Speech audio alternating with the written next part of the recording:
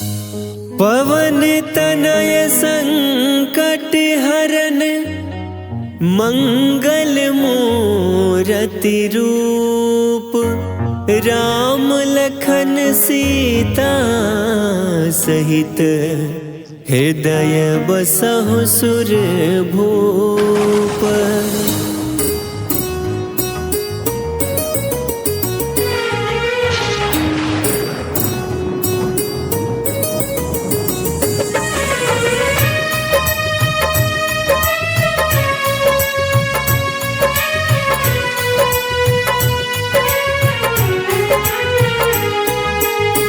मंगल मूरति राम दुलारे, आन पड़ाब तेरे द्वारे।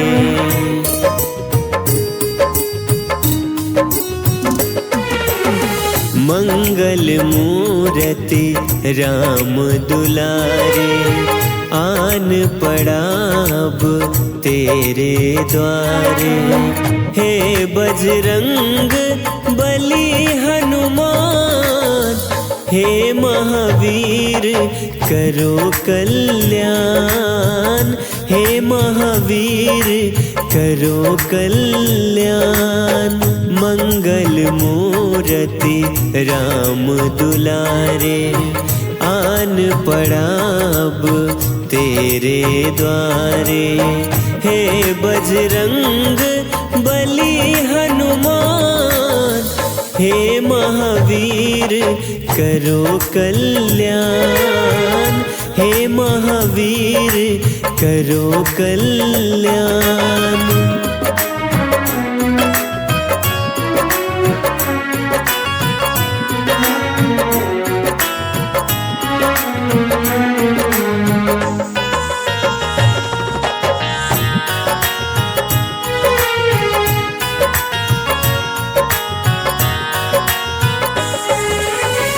तीनों लोक तेरा उजियारा, दुखियों का तूने काज संवारा। तीनों लोक तेरा उजियारा, दुखियों का तूने काज संवारा। हे जगवंदन केसरी नंदन, हे जगवंदन केसरी नंदन। कष्ट हरो है कृपा निधान, कष्ट हरो है कृपा निधान। मंगल मूरति राम दुलारे, आन पड़ाब तेरे द्वारे। हे बजरंग बली हनुमान, हे महावीर करो कल्याण। हे महावीर करो कल्याण।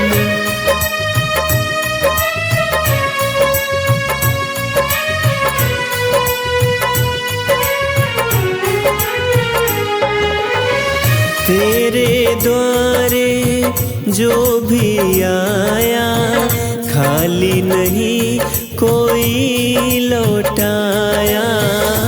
तेरे द्वारे जो भी आया, खाली नहीं कोई लौटाया। दुर्गम काज बनावन हारी, दुर्गम काज बनावन हारी।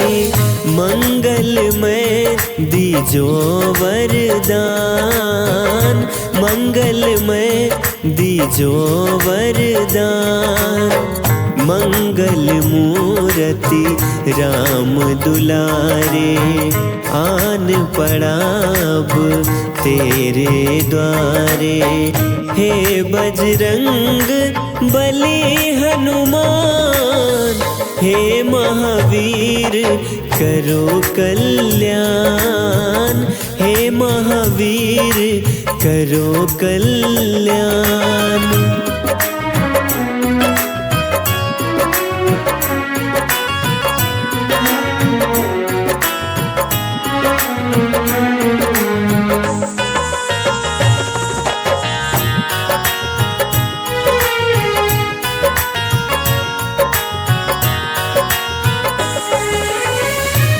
तेरा सुमिरन हनुमत वीरा, नासे रोग हरे सब पीरा। तेरा सुमिरन हनुमत वीरा, नासे रोग हरे सब पीरा। राम लखन सीता मन बसिया, राम लखन सीता मन बसिया। शरण पड़े का कीजे ध्यान, शरण पड़े का कीजे ध्यान। मंगल मूर्ति राम दुलारे, आन पड़ा अब तेरे द्वारे।